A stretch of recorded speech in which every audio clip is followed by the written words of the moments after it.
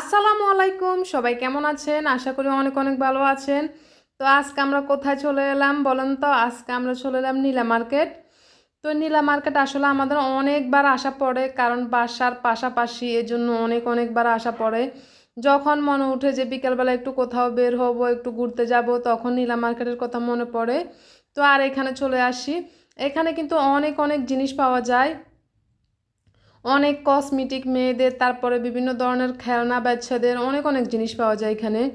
আর এখানে ঘুরতে কিন্তু অনেক অনেক ভালো লাগে। দূর দূর থেকে মানুষ আসে এখানে, মেন ঢাকা থেকে, তারপর অনেক অনেক জায়গা থেকে এখানে আসে 300 ফিট নীলা মার্কেটে। এটা কিন্তু অনেক পরিচিতি সবার কাছে, যে সবাই চিনে নীলা মার্কেট বললে 300 ফিট, অনেক অনেক মানুষ চিনে। তো এখান থেকে কিন্তু আমি একটা পার্স নিয়ে নিয়েছি হাতের। তো ভালো লাগলো, এই জন্য একটা পার্স নিয়ে নিলাম। আর এখানে এই যে অনেক অনেক রাইডগুলো আছে বাচ্চাদের খেলনার, ওগুলাতে কিন্তু অনেক সুন্দরভাবে উঠতে পারে। তা আমরা কিন্তু এখানে অনেকবার আসলাম, অনেকবার উঠলাম, এবার কিন্তু আর কিছুতে উঠবো না কোথাও, শুধু একটু দেখবো হাঁটাহুটা করে, তারপরে ঘুরে ঘুরে দেখবো সব কিছু। আর এখানে কিন্তু বিভিন্ন প্রকারের মিষ্টি পাওয়া যায়, এটা কিন্তু অনেক সুন্দর। এক দোকান না, এখানে অনেক অনেক দোকান আছে, মিষ্টির দোকান, বিভিন্ন আইটেমের মিষ্টি, খুবই সুন্দর মিষ্টিগুলো, কিন্তু অনেক তাজা, গরম গরম থাকে। রসমালাই অনেক সুন্দর, এখানে কিন্তু মিষ্টিগুলো খুবই বিখ্যাত, অনেক দোকান আছে মিষ্টিগুলার। তো এখান থেকে আমরা মিষ্টি দেখতেছি, আমরা মিষ্টি নিয়ে নিব এখান থেকে। তো মিষ্টিটা কিন্তু আমরা নিয়ে নিলাম, ওটা বাসায় গেলে দেখাবো আপনাদেরকে। আর এই যে অনেক সুন্দর, অনেক মানুষ এখানে ঘুরতে আসে, শুক্র শনিবার কিন্তু অনেক ভিড় থাকে এখানে, কারণ ওই দিন বন্ধর দিন, দূর দূর থেকে মানুষ এখানে ঘুরতে আসে। অন্য দিনে সব সময় থাকে এখানে বিকেলবেলা। তা আমাদের যখন মনে উঠে একটু ঘুরতে যাব, আর সবারই কিন্তু বিকেলবেলা একটু ঘুরতে যাওয়ার আসলে মোড থাকে।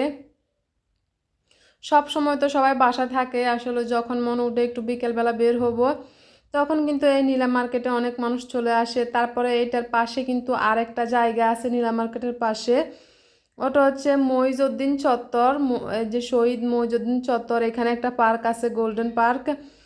তো এখানেও চলে আসলাম নীলা মার্কেট থেকে। এখানে 50 টাকার ভাড়া। আর এখানে দেখতাম এখানে কি কি আছে। এখানে ছোটোখাটো একটা পার্ক আছে। আর এখানে কিন্তু অনেক অনেক দোকান আছে, যে হাঁসের মাংস বিক্রি করার জন্য প্রচুর দোকান এখানে বসে আছে। আর আমি বুঝি না গরমের দিনে কেন মানুষ এত হাঁসের মাংস রান্না করে মহিলারা দোকানের, কারণ গরমের দিনে কি হাঁসের মাংস খাওয়া সম্ভব হয়? এখানে অনেক হাঁসের মাংস আমি দেখলাম, প্রতিটা দোকানে হাঁসের মাংস রান্না করতেছে, চাপটি বানাইতেছে।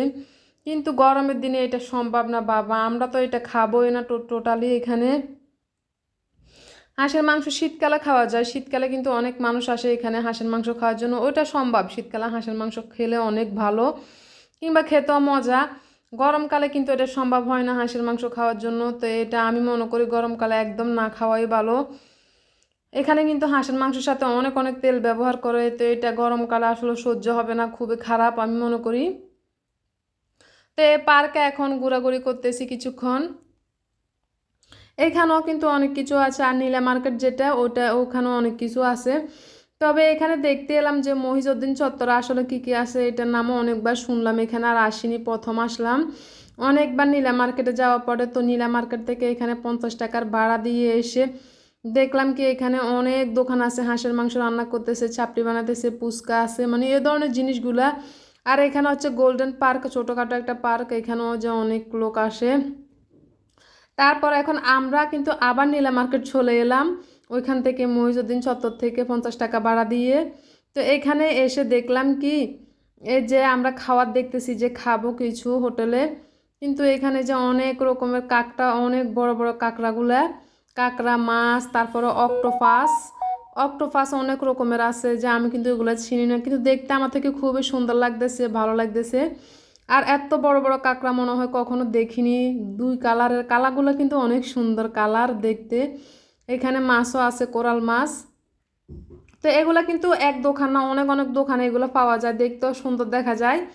তো আমার থেকে কিন্তু ভালো লাগে এই মাছগুলো দেখতে, কাঁকড়াগুলো দেখতে, এগুলো কিন্তু আগে কখনো দেখিনি।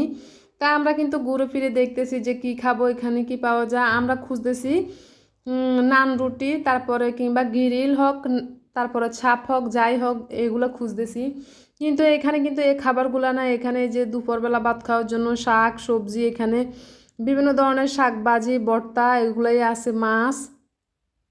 তা আমরা যেহেতু আসছি বিকেলবেলা, ওখানে তখন তো আমরা এখানে আর ভাত খাবো না, কারণ ভাত আমরা খেয়ে এসেলাম। এখন আমরা বিকেলবেলা একটু অন্য জিনিস খাবো, যে নান রুটি সাপ কিংবা গিরিল এ ধরনের খাবার খাবো এই জন্য।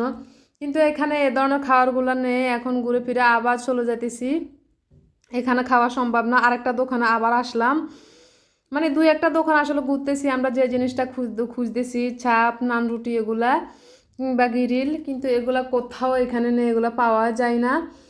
নীলা মার্কেট কিন্তু এই যে বিভিন্ন ধরনের আইটেমগুলো এখানে মাছ ওই সে এগুলাই রান্না করে, তো এগুলো কিন্তু আমরা খাবো না। এখানে হচ্ছে মুরগি, এই যে মুরগি কাবাব এগুলো, তো চিকেন কাবাবগুলো আসলে আমার থেকে ভালো লাগে না, শুকনো জাতীয় মনে হয়, এই জন্য খাবো না, ভালো লাগতেছে না। তো আমরা এখান থেকে চলে আসলাম আরেক জায়গায় ইসাপুরে, এখানে কিন্তু এগুলো এই যে পাওয়া যায় সুন্দর। তো আমার থেকে এই খাবারগুলো সব সময় ভালো লাগে। ইসাপুরে এই যে একটা রেস্টুরেন্ট, এখানে চলে আসলাম, এখানে আমরা নিয়ে নিলাম সাফ, তারপর হচ্ছে নান রুটি, সাথে তো এই যে মিষ্টি নিয়ে আসলাম, ওটা বাসায় গেলে দেখাবো। তো এখন আমরা বসলাম এখানে এই যে সাপ, তারপরে যে নান রুটি খাওয়ার জন্য। এখানে সাপটা কিন্তু খুবই বিখ্যাত, কিংবা গিরিল হলো এখানে অনেক মজা হয়। তো আমরা এই খাবারটা মূলত খুঁজতেছি অনেকক্ষণ ধরে, এখন দেখলাম কি নীলা মার্কেটে এই খাবারগুলো নেই, এই জন্য চলে আসলাম আরেকটা জায়গায় ইসেপুরে। এখন সেখানে এসে খাবারগুলো খাবো, তারপরে একটু রাত হয়ে গেছে এখন, কারণ ঘুরতে ফিরতে তো একটু রাতে হয়ে যায়। তো রাত্রে করে বাসায় চলে যাব। আর বাসায় গিয়ে কী ঘটলো, বাসায় গিয়ে আর খাওয়া দাওয়া হলো না, কারণ এত খাবার খাওয়ার পরে কিন্তু আর খাওয়া হয় না রাত্রের ভাত।